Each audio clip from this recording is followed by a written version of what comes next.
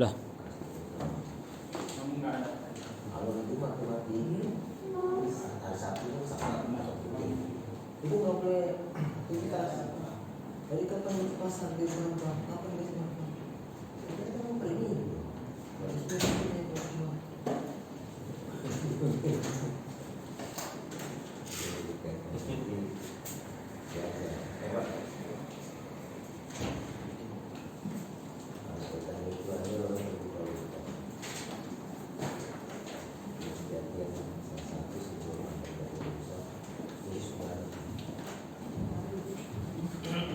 Oke, kita mau mulai. Selamat pagi kembali ke sama Tuhan.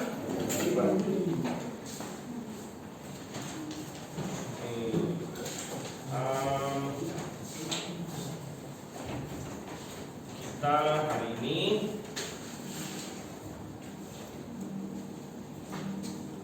akan melihat Wahyu pasal 2 ayat 12 sampai 17. Wahyu 2 ayat 12 sampai 17.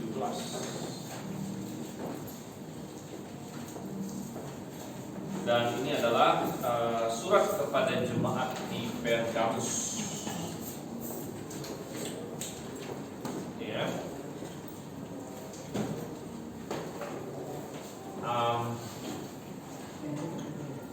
Sebentar kita akan baca.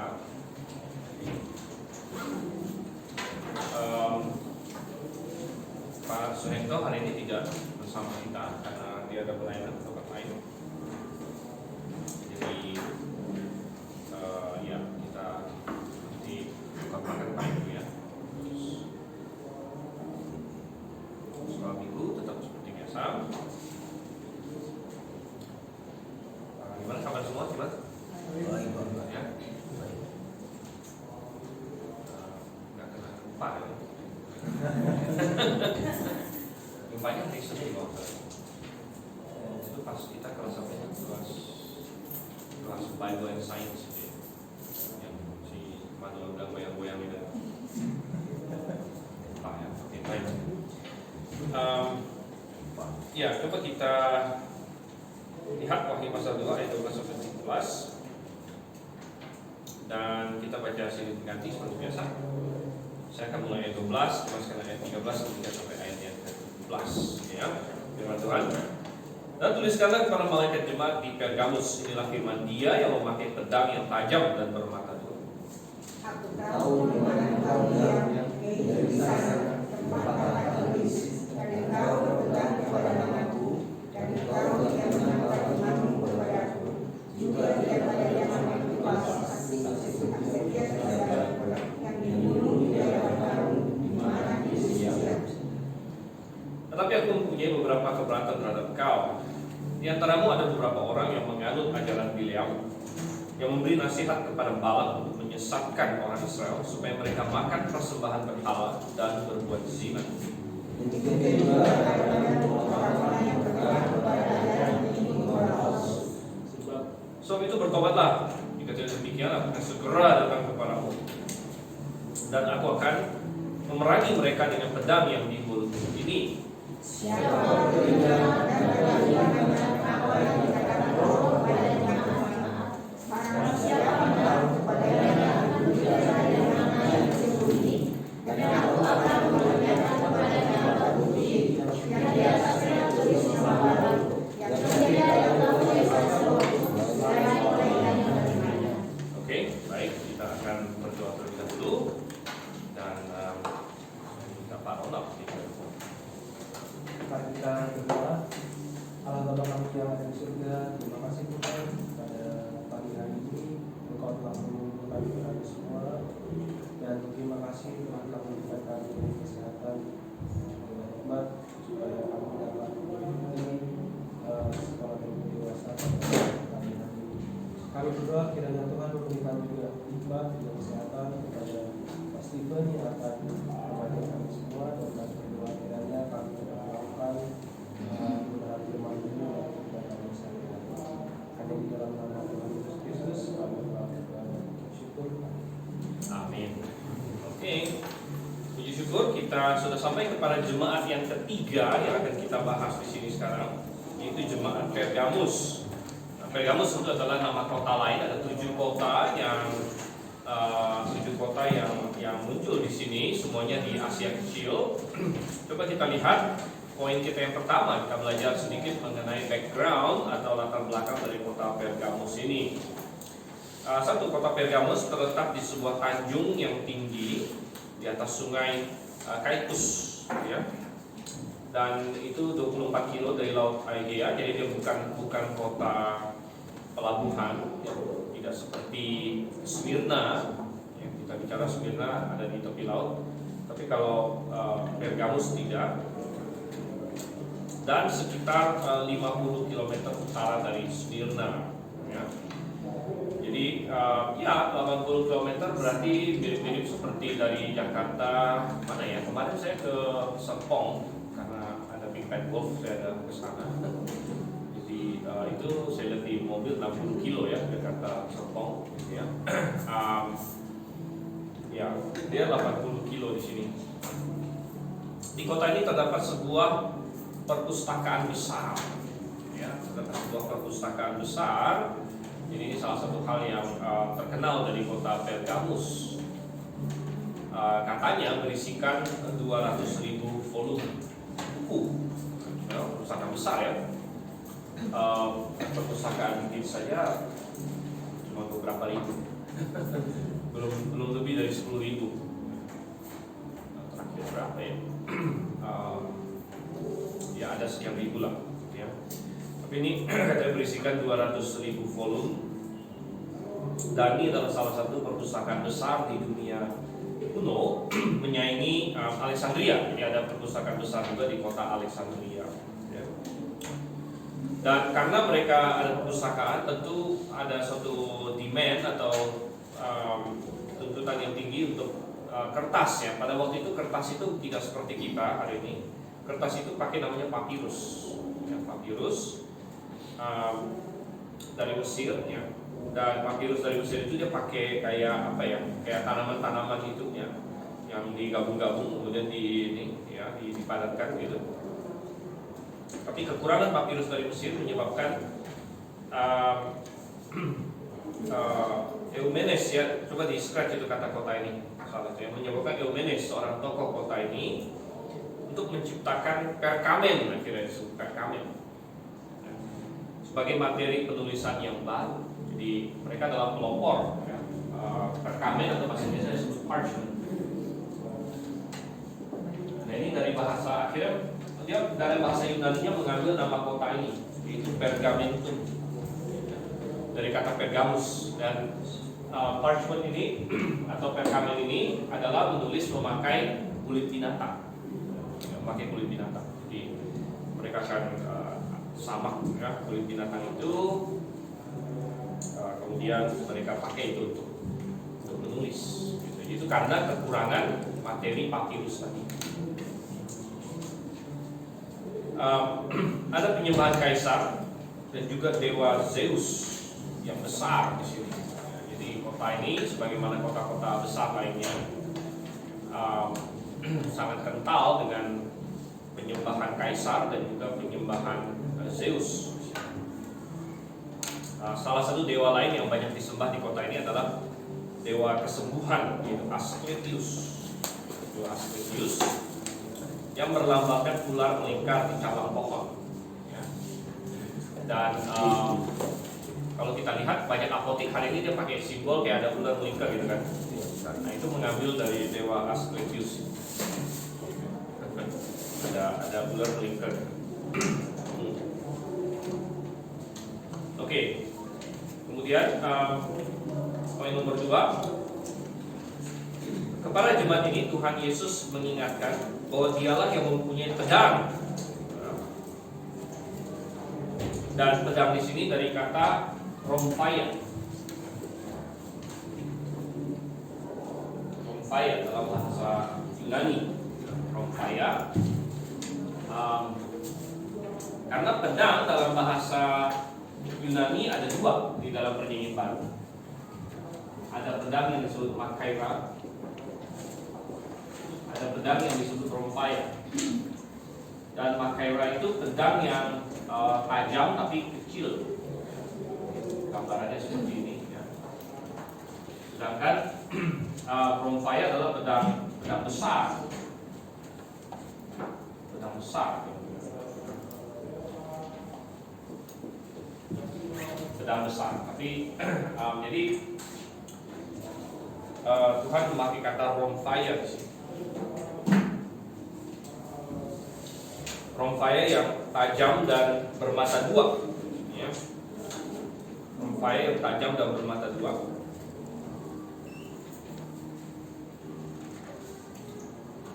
Dan tentu pedang adalah suatu gambaran otoritas dan penghakiman. Nah, kalau orang yang menyandang pedang berarti dia adalah yang berkuasa gitu pada waktu itu. Dan coba kita bandingkan dengan Roma 13 ayat 4, apa yang Paulus katakan. Roma pasal 13 ayatnya yang keempat.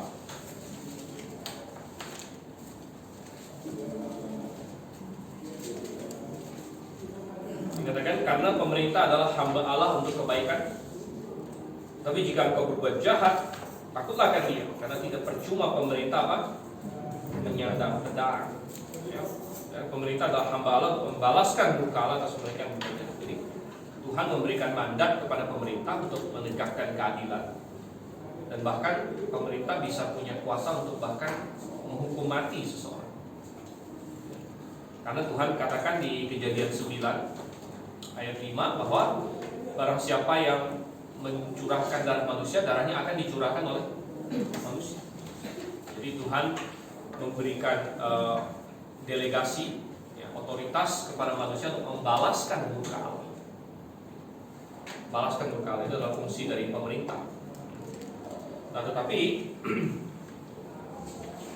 pemerintah di dunia ini harus diingatkan bahwa otoritas mereka itu otoritas yang diberikan oleh Tuhan kepada mereka. Nah, terlalu sering banyak pemerintah di dunia ini memakai otoritasnya untuk menentang Tuhan. Ya, terlalu sering terjadi. Dan banyak sekali pemerintah di dunia akhirnya memakai pedangnya untuk menganiaya orang yang benar. Untuk bukan lagi untuk membalas kejahatan, tapi untuk menekan kebenaran dan lain sebagainya. Itu salah. Dan Tuhan mengingatkan kepada jemaat Pergamus dan juga kepada kita semua bahwa otoritas tertinggi ada pada dia. Dialah yang mempunyai pedang Romphia sini ya, yang tajam dan bermata dua. Jadi walaupun pemerintah dunia ini sia-sia menyandang pedang, namun Tuhan memegang kekuasaan akhir dan akan menghancurkan musuh-musuhnya. Nah, coba kita lihat di Wahyu pasal 19 ayat 15.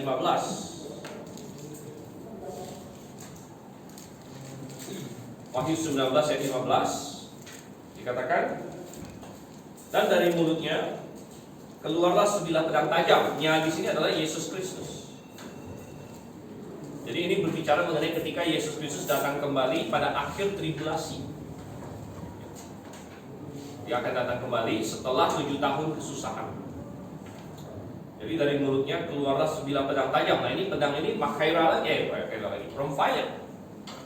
Ya. Sini adalah Romphia. Jadi dari mulutnya keluar sebilah pedang tajam yang akan memukul segala bangsa. Jadi Tuhan akan memakai kekuasaannya atau pedangnya ini untuk mengalahkan musuh-musuhnya, menghancurkan musuh-musuhnya.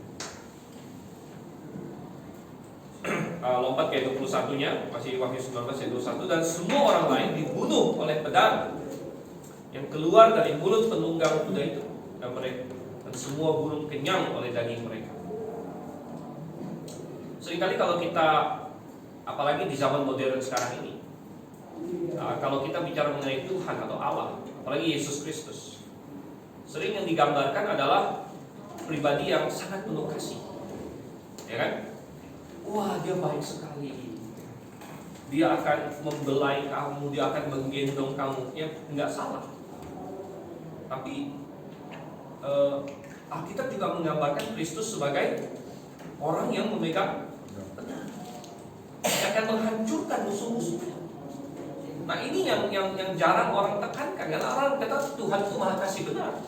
Tapi Tuhan juga maha penghukum terhadap orang-orang yang akan menentang Dia, terhadap orang-orang yang memutuskan untuk bermusuhan dengan Tuhan. Nah ini yang kadang-kadang jarang di highlight, gitu, jarang ditekankan. Ya, karena kita pengennya mengedepankan Tuhan yang sangat mengasihi, Tuhan yang ya memang benar Tuhan mengasihi kita, nggak salah, gitu ya. Tapi kalau misalnya kita lupa untuk menyatakan hal ini juga, kadang-kadang orang memiliki pandangan tentang Tuhan yang salah sehingga mereka berkata nggak apa-apa kok, ya Tuhan kan maha kasih. Jadi saya mau hidup sesuai enak-enak saya mau menentang Tuhan dan sebagainya, Tuhan maha kasih. Lalu Tuhan bilang Dia adalah penguasa di atas segala penguasa. Dia memegang pedang. Dan jemaat Pergamus diingatkan akan hal itu, ya, seluruh dunia juga diingatkan akan hal itu. Nah sedikit ini tadi kita ini Romfaya. Kalau Makhaira dipakai di mana? Makhaira dipakai antara lain misalnya di Ibrani, ya. Ibrani pasal 4. Ibrani pasal 4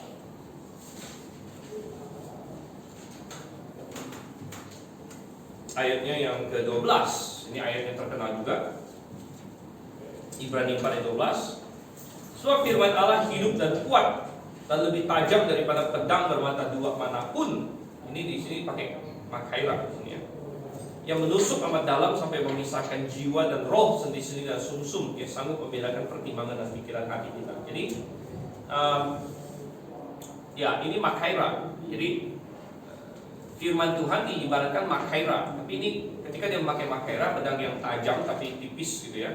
Ini menggambarkan fungsi firman Tuhan untuk menusuk hati kita, untuk mengoreksi, ya, untuk menganalisis kita. Jadi ketika kita membuka firman Tuhan, ya, jadi firman Tuhan itu bisa seperti pisau bedah, gitu ya, yang membedah kondisi kita. Wah, kamu ini salah di sini, ya, jadi gitu. Itu Makhaira. Tetapi kalau Romfaya ini pedang penghakiman, ya, jadi Makhaira pedang yang menganalisis, katanya itu kan membedakan apa? Memisahkan jiwa dan roh, sendi-sendi dan sumsum, sanggup membedakan pertimbangan dan pikiran hati kita. Tapi Romfaya adalah pedang penghakiman yang akan Tuhan pakai kepada musuh-musuhnya, kepada orang yang menentang Dia. Oke, kembali ke Wahyu pasal 2 di sini. Kembali ke Wahyu pasal 2 dan masih di isian kita sekarang di nomor 3. Ya.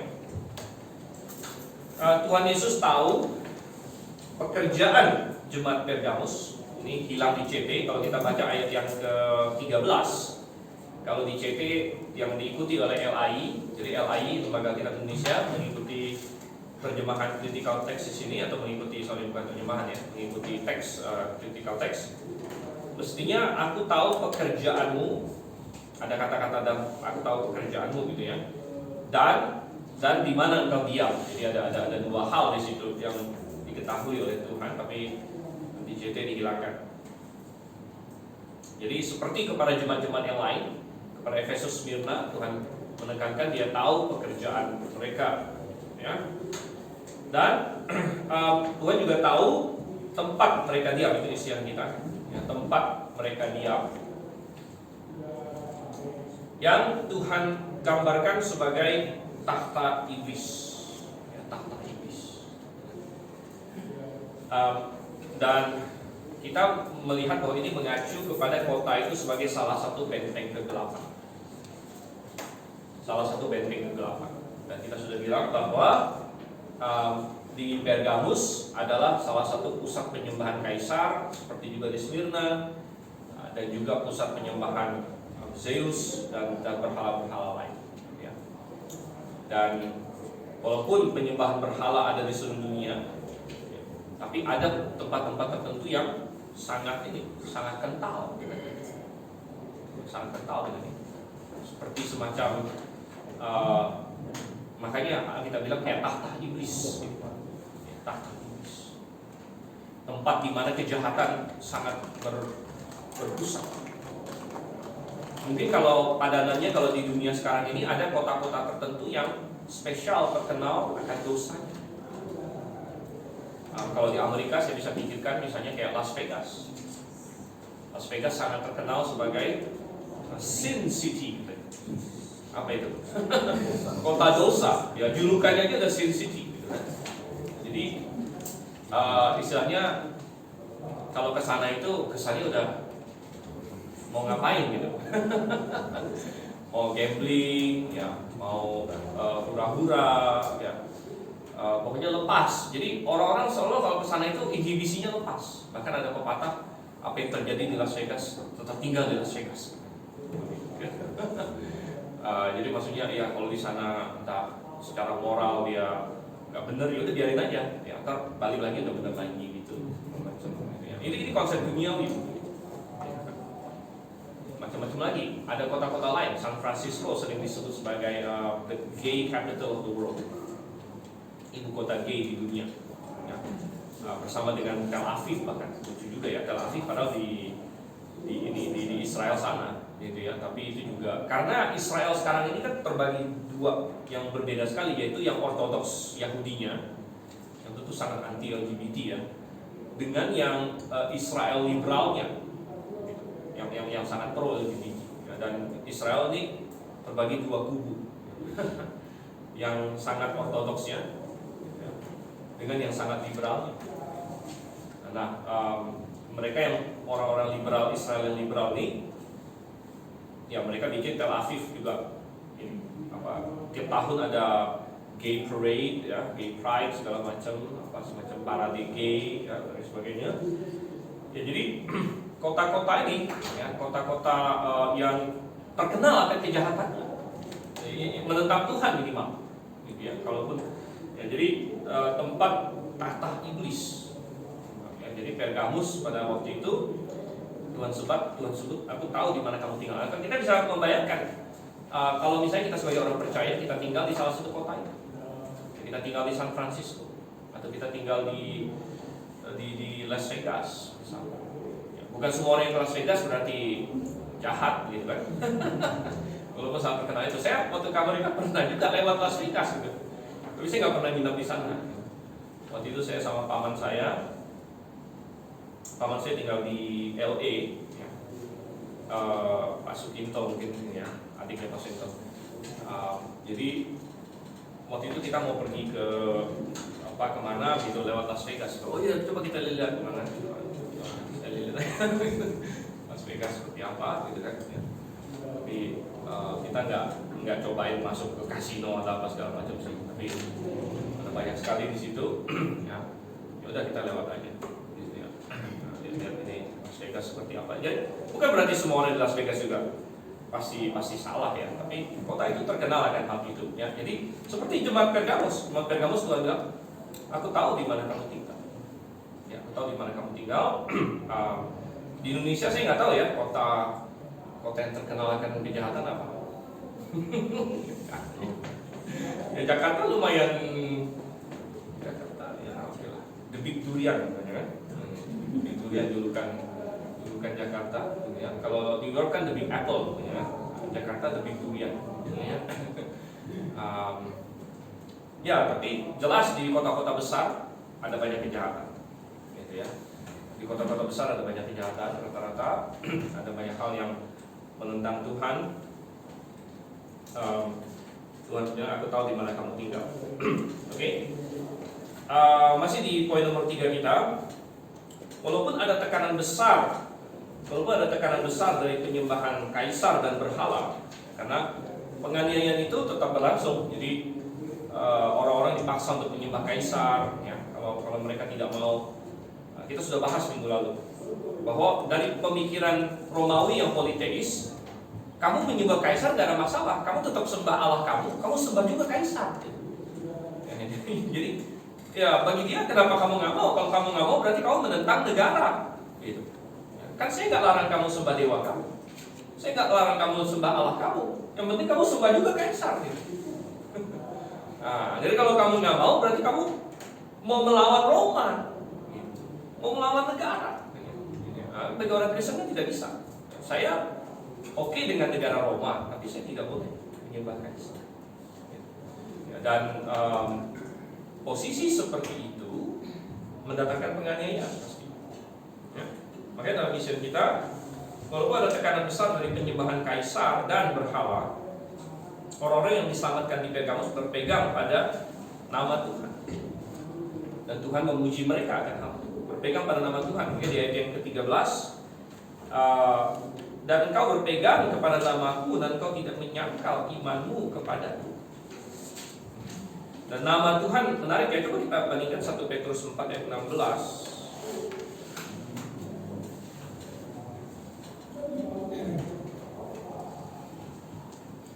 Oke, ada kata-kata jika ia menderita sebagai orang Kristen.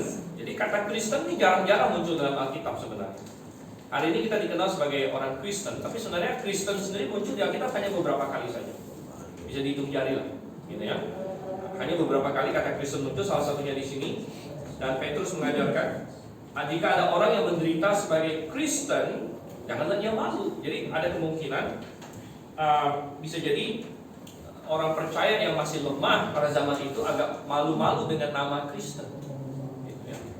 Jadi waktu itu sering dianggap sebagai semacam kayak julukan yang merendahkan. Si Kristen, gitu ya. Jadi kadang-kadang kan ada kayak julukan yang merendahkan. Nah, itu tergantung gimana cara kita ini menyebutnya. Kalau zaman dulu, zaman Soeharto dulu ya, bagi orang Tionghoa sering kata Cina itu dianggap untuk merendahkan. Cina kamu. Jadi itu kan kayak dia dipakai untuk merendahkan, karena sebenarnya secara etnisitas memang Chinese gitu ya. Tapi akhirnya kita karena istilah itu sudah dipakai sebagai semacam hal yang untuk merendahkan gitu. Nah, tetapi Tuhan berkata, kalau kamu dipanggil Kristen, walaupun itu mungkin awalnya ya pakai untuk merendahkan, karena ingat itu adalah di Antioquia kan orang pertama disebut Kristen. Bisa itu orang lain yang menyebut mereka, orang lain yang menyebut mereka. Walaupun pertamanya mungkin sebagai suatu julukan yang rendah, tapi kita nggak boleh ya bangga saja gitu, dengan nama Tuhan. Ya, karena Kristen itu kan yang dari Kristus juga, nama Tuhan. Oke. Masih di poin 3, sekalipun seorang di antara mereka bernama Antipas dibunuh karena kesetiaannya. Ya. Jadi dari 13, Antipas saksiku yang setia. Bisa jadi Antipas adalah pernah menjadi gembala, mungkin mantan gembala dari Pergamus. Pokoknya ada seorang bernama Antipas di sana, bisa jadi gembala sidangnya sebelum ini, dan sebagainya, yang mati dibunuh. Oke. Poin nomor 4. Walaupun memuji kesetiaan mereka terhadap penganiayaan, Tuhan tetap menegur jemaat Pergamus akan beberapa hal. Jadi hanya karena mereka setia dalam penganiayaan bukan berarti mereka tidak bisa ditegur oleh Tuhan. Ya, ternyata Tuhan menegur mereka juga. Oleh karena itu kita sering bersimpati dengan banyak gereja yang dianiaya. Ya, walaupun kita bilang oke, mungkin secara doktrinal mereka masih lemah dalam ini, kita tetap senang. Ada banyak ya gereja-gereja yang dianiaya atau orang Kristen, mungkin iman mereka tidak sempurna, tapi kita tetap senang dengan mereka karena mereka setia pada Tuhan. Tapi bukan berarti kita tidak boleh kasih tahu mereka gitu, ada kesalahan ini dan itu. Beberapa tahun yang lalu saya ada menonton sebuah DVD tentang gereja-gereja di Cina, gereja bawah tanah misalnya. Kan itu dianiaya, tapi mereka tetap beriman. Ya. Nah, sayangnya sebagian dari mereka, sebagiannya ya, agak bersifat karismatik. Gitu ya. Nah, bukan berarti kita tidak boleh berkata, oke, indah sekali kamu beriman dalam penganiayaan, itu bagus sekali. Ya, tetapi kita tetap ada masukan, tetap ada hal yang bisa diperbaiki lagi di sini. Sama seperti Tuhan kepada jemaat Pergamus, Tuhan memuji mereka. Oke, kalian bertahan dalam penganiayaan itu bagus, kalian berpegang pada iman, tidak menyangkal namamu. Tapi aku punya beberapa keluhan terhadap kami. Gitu ya. Aku punya beberapa hal yang harus kalian perbaiki di sini. Oke. Apa saja itu? Yaitu di ayat yang ke-14 di sini kan, aku punya beberapa keberatan terhadap engkau. Di antaramu ada beberapa orang yang menganut ajaran Bileam katanya, yang memberi nasihat kepada Balak untuk menyesatkan orang Israel supaya mereka makan persembahan berhala dan berbuat zina. Oke, itu di ayat poin 4 kita cuma diingatkan akan tokoh di PL yaitu Bileam.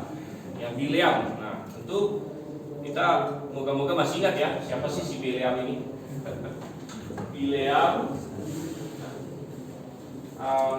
Ceritanya ada di Bilangan 25 dan Bilangan 31. Oke. Dia ini bukan orang Israel. Dia bukan orang Israel.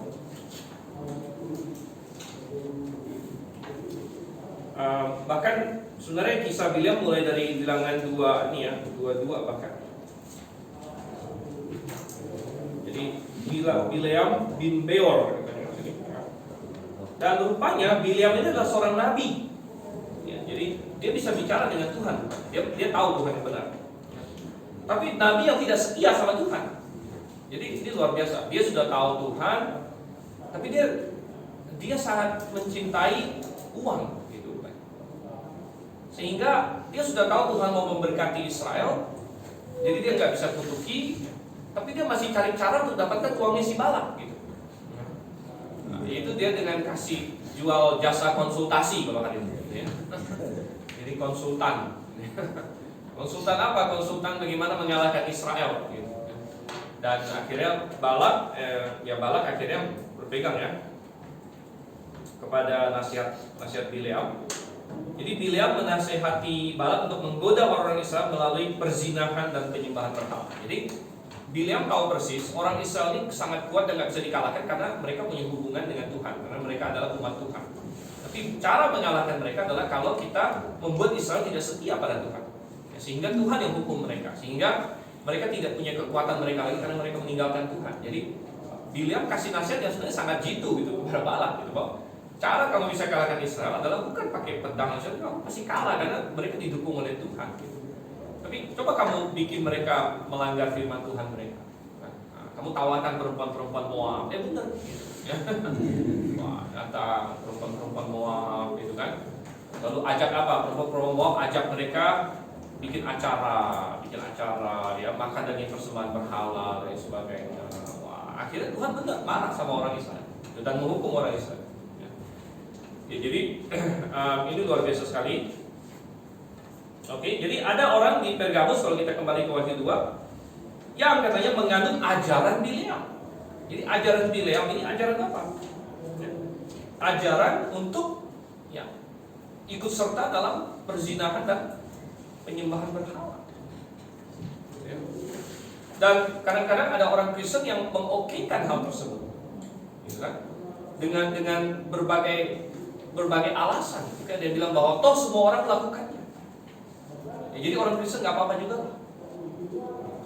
Karena pada zaman itu sangat populer sekali yang namanya pelacuran bakti.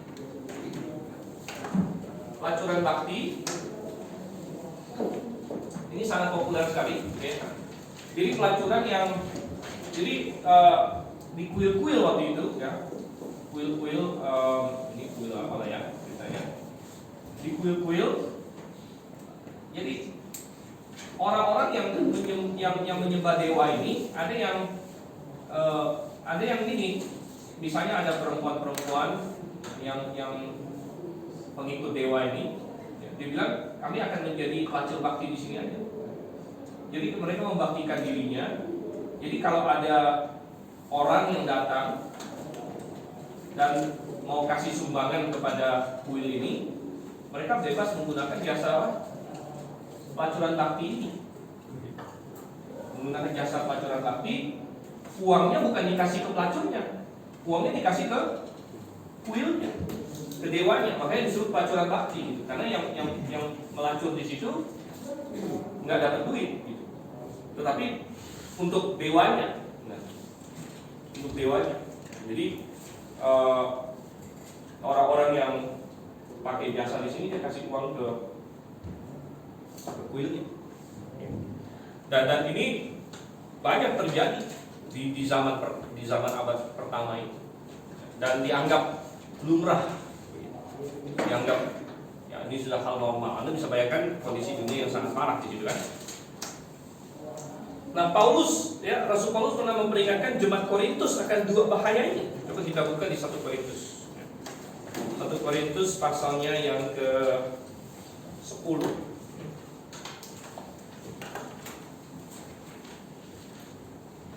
Oke, Paulus katakan ya. Kemudian sebenarnya masih banyak ya di pasal 8 dan sebagainya, dia juga menentang perzinahan dan percabulan di situ, karena ada orang Kristen yang merasa boleh begitu. Paulus bilang nggak boleh gitu, sangat tidak boleh. Oke, jadi dua bahaya ini ya, Korintus di sini. Ya, dan hari ini ya kita bisa menerapkan prinsip ini kepada berbagai hal, bahwa kita jangan bersekutu dengan dunia, artinya mendukung hal-hal dunia yang menentang Tuhan, gitu kan? Ya, kita jangan mendukung, ya misalnya contoh dalam masalah percabulan atau perzinahan. Ya. Sebagian orang Kristen menganggap atau terkontaminasi oleh dunia, menganggap bahwa pornografi nggak masalah, atau ada di mana-mana. Pornografi nggak ada masalah, ya itu sudah hal yang lumrah dan sebagainya seperti itu. Ya, orang-orang zaman itu ya berpikir ini sudah lumrah. Ya, tapi kita bilang ya enggak. Ya, Tuhan tidak senang dengan hal itu.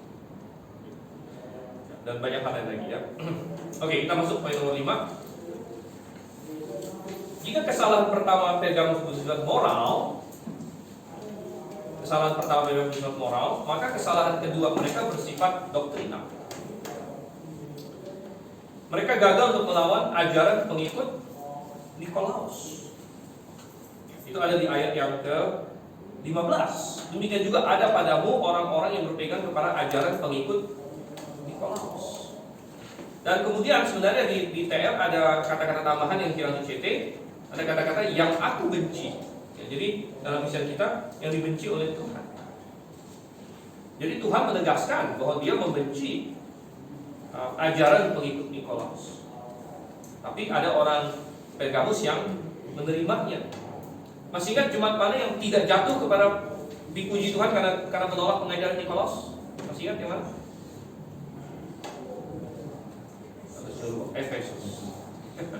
Efesus dipuji Tuhan karena mereka, ini ayat yang ke-6 ya, Wahyu 2 ayat 6. Tapi ini yang ada padamu, yaitu kau membenci segala perbuatan pengikut Nikolaus. Ya. Tapi jemaat Pergamus gagal di sini. Jadi Tuhan menegur mereka. Ya. Dan isian kita lagi, kasih Tuhan tidak pernah bertentangan dengan kekudusan. Dan kita selalu berkata bahwa yang seperti saya tekankan tadi, kadang-kadang kita menekankan Tuhan Maha Kasih, tapi kita lupa menekankan Tuhan Maha Kudus. Dan kekudusan Tuhan membenci hal-hal tertentu. Dan apa yang Tuhan benci, kita harus benci. Harus benci. Oke.